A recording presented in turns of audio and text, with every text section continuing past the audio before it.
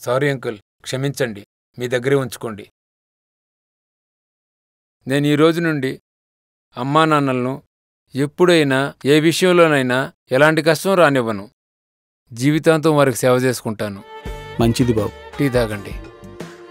నేను కూడా అంకుల్.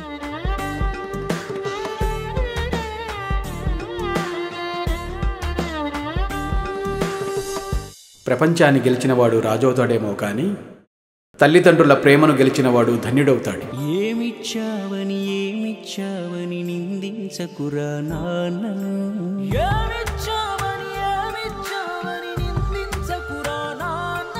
ఈ భూమి మీద ఏ సిరిమించునురా తానిచ్చిన ఈ జన్మను, ఈ భూమి